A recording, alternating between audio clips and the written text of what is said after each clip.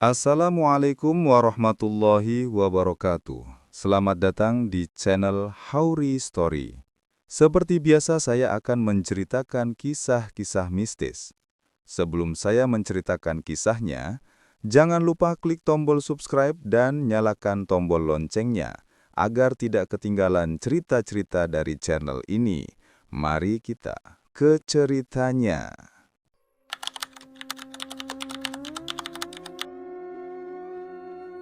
Hati-hati toh, jalan licin, jangan ngebut, kata seorang warga bernama Andi saat melihat Rian memacu motornya keluar dari gang kecil menuju jalan utama. Rian tertawa kecil sambil menoleh. Santai, cuma mau beli rokok ke warung, sebentar lagi balik. Hujan turun deras, mengguyur jalanan gelap dan berlumpur. Lampu jalan banyak yang padam, hanya menyisakan cahaya redup dari warung-warung yang hampir tutup. Suara kakak bercampur dengan deru mesin truk besar yang melintas perlahan. Di jalur berlawanan, sebuah truk kontainer hijau tua melaju pelan. Sopirnya, Budi, menatap ke depan dengan mata berat. Hujan menampar kaca kabin, membuat pandangan samar. Di sebelahnya, sopir cadangan Dimas tertidur dengan topi menutupi mata. "Sebentar lagi nyampe, Mas," tanya Dimas setengah sadar. "Dikit lagi, kita berhenti di KM 17 buat istirahat. Jalannya sepi, tapi ada pos kecil di sana," jawab Budi mantap disetir. Kilometer 17 dikenal warga sebagai jalan rawan, tikungan tajam tanpa penerangan. Sudah beberapa kali terjadi kecelakaan di sana. Tapi malam itu, Budi tak punya pilihan. Truknya membawa muatan dari Surabaya ke Solo, dan waktu pengantaran tak boleh molor. Jam di dashboard menunjukkan hampir pukul 12. Kilatan petir menyambar. Sekejap, Budi melihat seseorang tergeletak di jalan. Ia injak rem kuat-kuat. Ban truk berdecit panjang. Air hujan memercik ke segala arah. "Ya Allah!" teriak Budi. Dimas tersentak. "Ada apa, Mas? Ada orang di jalan! Cepat, ambil senter!" Mereka turun dengan tergesa. Cahaya lampu truk memantul di genangan air. Di tengah aspal, tubuh Rian terbaring kaku. Kaki kanannya menekuk aneh, wajahnya pucat. Dadanya naik turun cepat seperti kejang. "Masih hidup?" ujar Budi berlutut di sampingnya. Dimas menyorot sekeliling, tapi tidak ada motor. Hanya sandal terlempar di dekat tubuh korban. "Kayaknya jatuh, Mas. Tapi dari mana motornya?" Budi menggeleng. "Gak tahu, bantu angkat. Kita pinggirin dulu." Mereka mengangkat tubuh Rian ke tepi jalan. Budi menepuk pipinya. "Mas, sadar nggak? Dengar saya." Tapi Rian hanya menggeram pelan, lalu tubuhnya kaku. Dari arah kampung suara langkah dan teriakan terdengar. "Ada apa itu? Kecelakaan!" Beberapa warga berlarian membawa payung. "Waduh, ini si Rian. Truk siapa itu? Nabrak dia ya?" Budi berdiri mencoba menjelaskan. "Bukan, Pak. Saya cuma mau nolong." Tapi suara hujan menelan ucapannya. Warga lain datang membawa senter, melihat darah di lengan Rian. Seorang pria tua menunjuk ke arah truk. "Tuh, ada bekas lumpur di bempernya. Berarti ditabrak." Dimas spontan membantah. "Enggak, Pak. Kami..."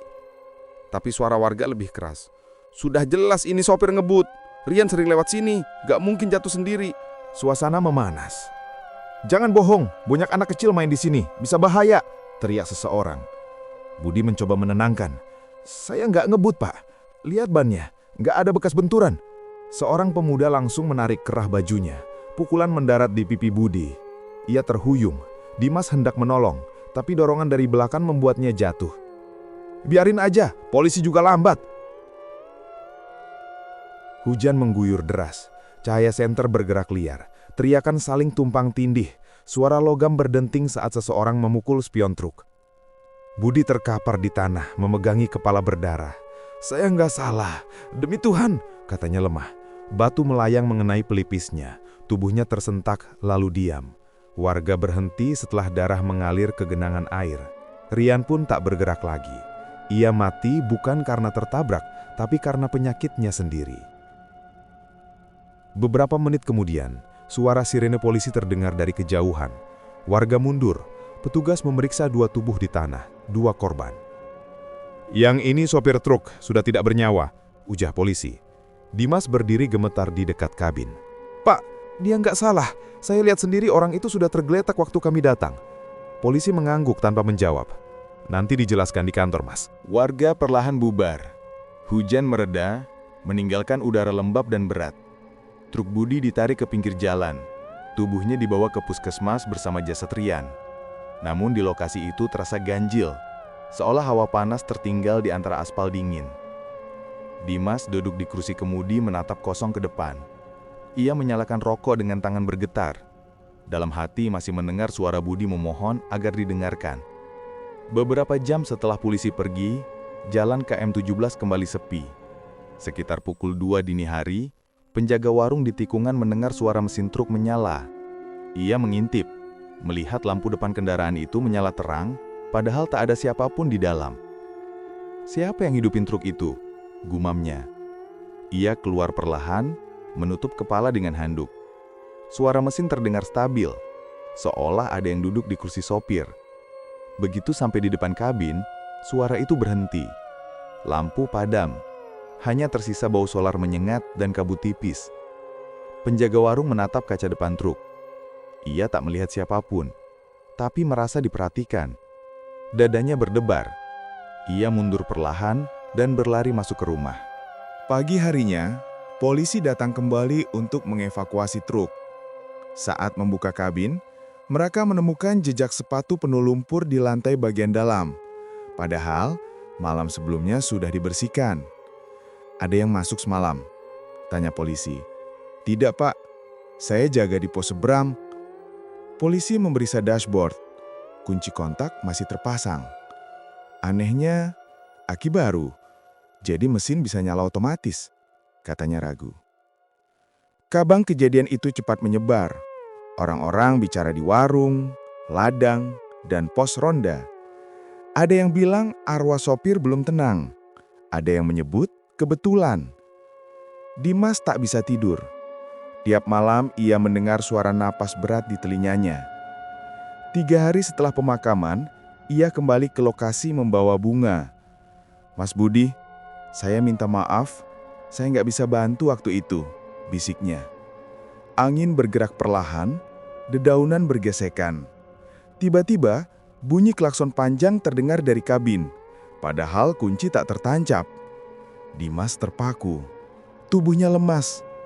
Sejak itu, setiap sopir yang lewat di KM17 merasa ada yang menatap dari pinggir jalan.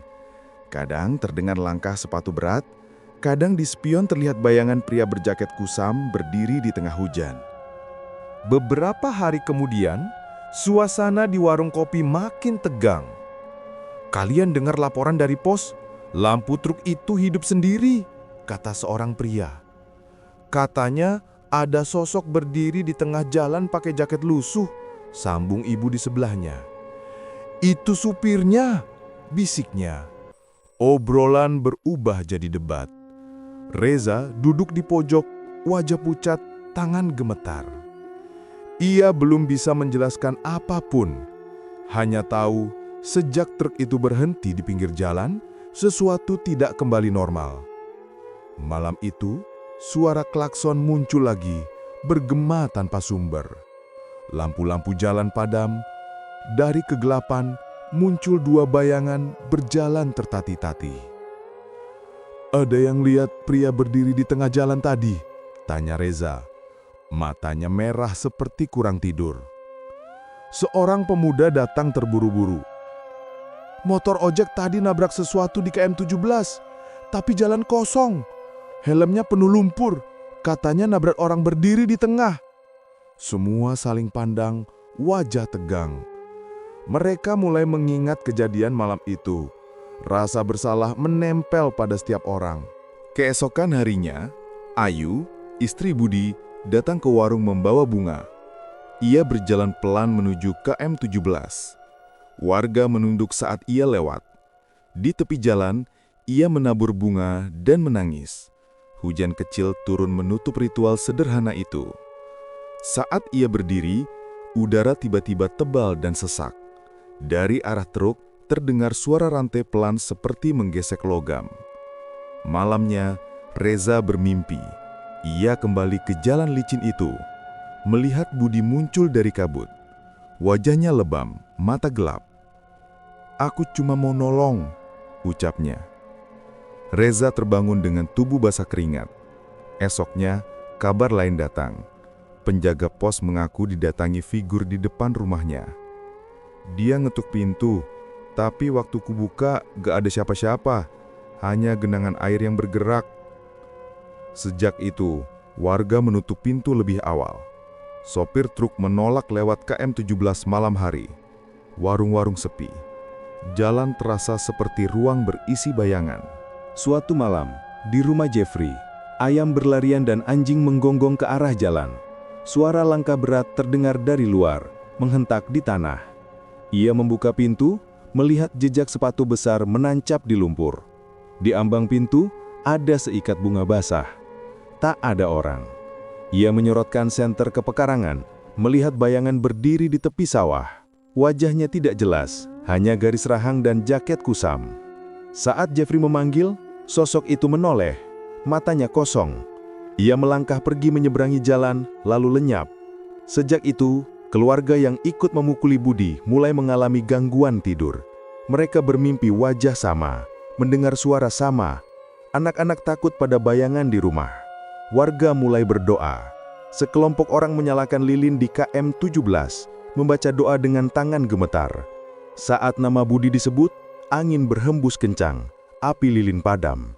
Barang-barang di rumah warga mulai berpindah tempat sendiri. Suara langkah di luar membuat semua cemas. Mira, istri Reza, ketakutan. "Mas, aku takut. Tiap malam suara rantai itu datang lagi." Reza berdiri di jendela, melihat kilatan lampu di arah KM17. "Udah, jangan panik," katanya. Tapi Mira menatap tajam. "Kamu juga ikut mukul waktu itu. Aku lihat sendiri." Reza terdiam. Ingatan malam hujan itu muncul lagi. Teriakan warga, tubuh Budi yang tak berdaya, dan tangannya sendiri yang melempar batu. Suara rantai terdengar lagi, makin dekat. Mira berlari ke kamar. Reza meraih linggis dan keluar ke teras. "Siapa di situ?" teriaknya. Tak ada jawaban, hanya angin. Lalu klakson panjang terdengar dari kejauhan. Lampu depan rumah padam. Dalam hening itu, terdengar suara berat. "Aku cuma mau nolong." Reza gemetar. Suara itu sangat dikenalnya. Di rumah sebelah, Jeffrey melihat cahaya lampu besar mendekat. "Pak, itu truknya Budi," tanya anaknya Randy. Truk kontainer itu melaju perlahan tanpa suara mesin. "Masuk, Ren!" bentak Jeffrey. Ia menatap truk berhenti tepat di depan rumahnya. Sosok pria dengan kepala miring dan wajah lebam menatapnya dari kabin. Jeffrey menjerit. Truk itu lenyap seketika. Esok paginya ia ditemukan pingsan di depan rumah, hanya berkata lirih, "Dia datang, duduk di atas truknya." Kampung semakin ketakutan. Lampu padam setiap tengah malam, lalu menyala sendiri saat fajar. "Reza, semalam dengar rantai diseret?" tanya Hadi, pemilik warung. "Iya, dari arah jalan besar," jawabnya lemah. Warga sepakat memanggil Ustadz Hasan. Malam itu mereka berkumpul di KM17. Ustadz Hasan berdiri di tengah lingkaran, wajahnya tegas. "Kita berdoa agar arwahnya diberi jalan pulang." Saat doa dimulai, suara rantai terdengar dari arah truk. Semua lampu minyak padam bersamaan. Suara langkah berat keluar dari kabin, disusul bau solar. Klakson panjang meledak di udara. "Kenapa kalian mukul aku? Aku cuma mau nolong." Suara itu membuat semua terdiam. Saat lampu menyala lagi, di kaca truk ada bekas tangan berlumpur. "Kita pulang dulu, jangan ada yang keluar malam ini," kata Ustadz Hasan. Tengah malam, Reza mendengar rantai tergulung di depan rumahnya. "Reza?" Suara itu berat dan jelas. Ia menempelkan telinga ke pintu. "Kenapa kalian gak percaya waktu itu?" Reza mundur melihat dari jendela siluet pria berseragam supir berdiri di jalan. Truk besar di belakangnya menyala sendiri. Klakson panjang menggema ke seluruh kampung. Pagi harinya, warga menemukan bekas ban besar di depan rumah Reza, tapi tanpa jejak kendaraan. Tak lama kemudian, seorang anak mengaku melihat sendiri malam itu. "Rian jatuh sendiri, Pak. Dia kejang-kejang. Truk itu mau nolong." Warga terdiam. Hasil visum membuktikan hal itu benar. Semua menangis. Mereka datang ke KM17 bersama Ayu dan Ustadz Hasan untuk meminta maaf. "Mas Budi, mereka sudah tahu kebenarannya. Tolong maafkan," ujar Ayu meletakkan bunga di depan truk. Angin berhenti. Suara rantai bergeser lalu diam. Klakson truk berbunyi 3 kali panjang. Parno, kini Reza, berlutut menangis. "Dia udah maafin kita," kata Ustadz Hasan lirih. Cahaya senja menyorot kabin truk yang kusam. Sejak malam itu, jalan KM17 tak lagi menakutkan. Warga kembali berani melintas. Kadang tercium bau solar samar atau terdengar klakson panjang dari jauh, seolah mengingatkan agar selalu berhati-hati.